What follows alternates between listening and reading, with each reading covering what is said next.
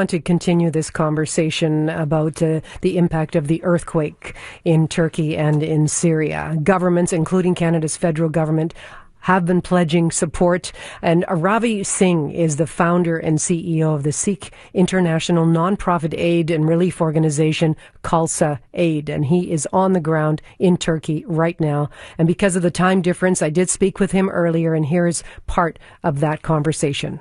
I am in a place called Urfu, which is not far from Gaziantep, which is the epicenter of the earthquake in Turkey.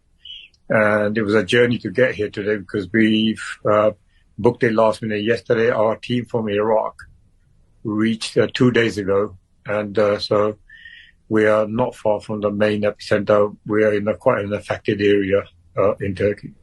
And what are you seeing there on the ground?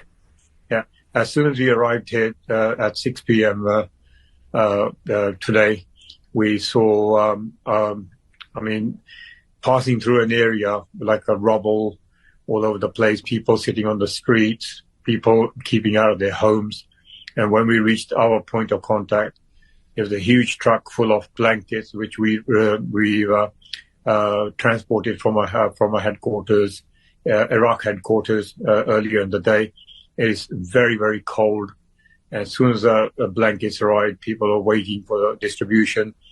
Our teams were inundated with the request for blankets, and then we went for a drive around this city and had to then walk many places. Again, it was very cold. We started up, I think, our drive around about 8:39. It was absolutely freezing. There are people staying in tents, makeshift tents, like 7-8 families with several kids in each little tent, and they would take turns to stay in the tent. And then, it was like absolutely horrific because they had hardly any food. They needed the stuff for the kids. They needed milk. They needed blankets. It's extremely cold in the tent itself. Then we saw people in cars, in vans, and sleeping in the back of trucks. There was 20 individuals sleeping in one tiny truck. And the truck was already frozen because it's metal and the cold. And then we went to a particular building. That was a government building. And as we stepped onto the second floor, it was full of women, children, the elderly, and children with special needs. I would say that's at least 700 individuals. They wanted blankets immediately. They had no blankets, and the cold was really beginning to get to them. And, our first few hours in this country just showed the level of devastation. It really is quite terrible. Well, and just how challenging is it for you and your crews to get around right now? We're getting around, but a lot of roads are closed. But what the biggest challenge is when you meet people and they're running for help towards you, and it's very tough trying to get materials. We were very fortunate we could bring a truck of blankets from Iraq. So it's tough psychologically to see the situation, and everybody comes for certain items they want from you. And our team this afternoon today, they actually served 3,000 hot meals to individuals sitting in the park or in tents, and we're increasing that as of tomorrow. So yeah, it's a feeling of helplessness.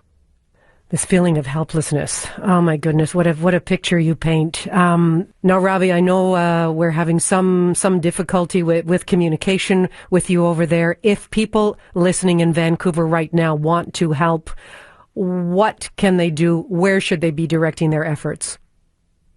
They can go visit our website, www.khalsaaid.org. And we're buying everything locally, we're purchasing locally, and we're supplying locally. So it's funds that are required. It's not really possible to fly stuff in from far afield into Turkey. So we are trying to help the local businesses by buying locally. So donations to Khalsa Aid will be very welcome as we're expanding our operations in Turkey. It sounds like you've got quite a bit of work ahead of you. Thank you very much for taking time out for us this evening. Thank you so much, guys. Thank you. I really appreciate this. That was some of my conversation with Ravi Singh, founder and CEO of the Sikh international non-profit aid and relief organization Khalsa Aid UK. He is on the ground in Turkey.